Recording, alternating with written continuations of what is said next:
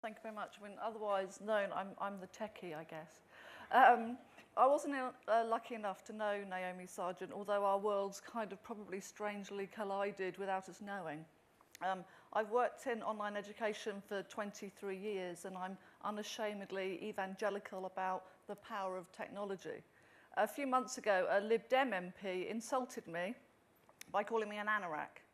Okay.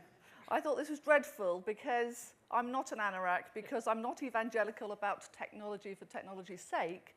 I'm evangelical about the power of technology to change people's lives. Technology is hugely empowering. It connects people to information, people to the opinions of others.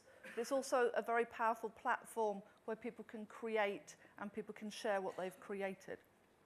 It's an essential part of everybody's lives. We've been reading in the paper how Obama won't give up his BlackBerry. Good on him. I'm not going to give mine up either if I was asked. In fact, it was out of power for two hours the other day, and I had a bit of a breakdown. We do have the evidence, though, of the benefits of technology in people's lives.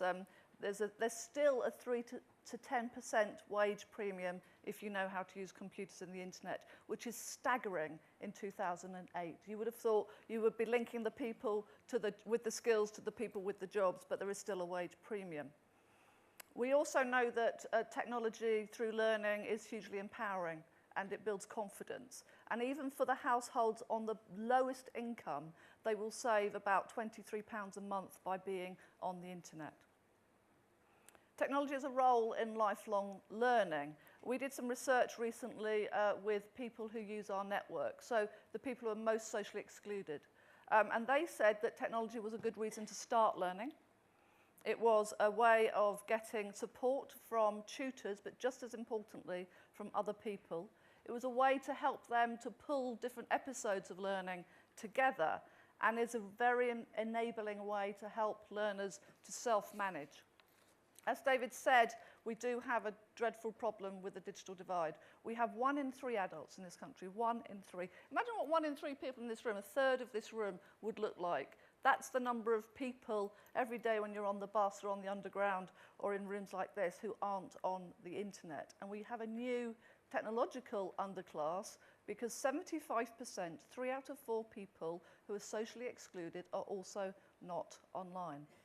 Today, there's only 2 reasons why you don't use the internet. One is because you're old, and the other is because you're poor. And approximately half of all people over 65 aren't using the internet, and half of everybody in social class D and E. And just before you all think, well, D and E, that's all the kind of very, very poor people, it's people who have low-skilled jobs like lab technicians and postmen.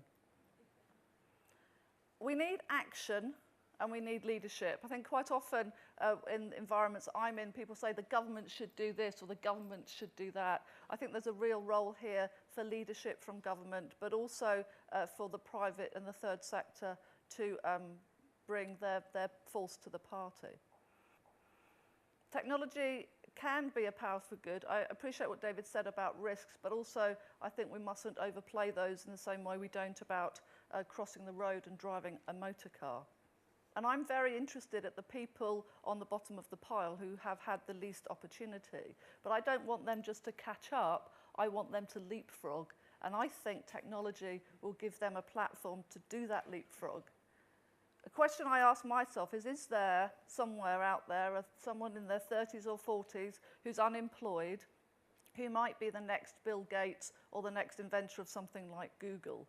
I think there is.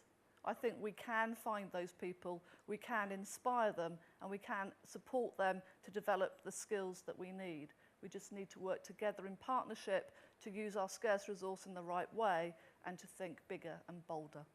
Thank you.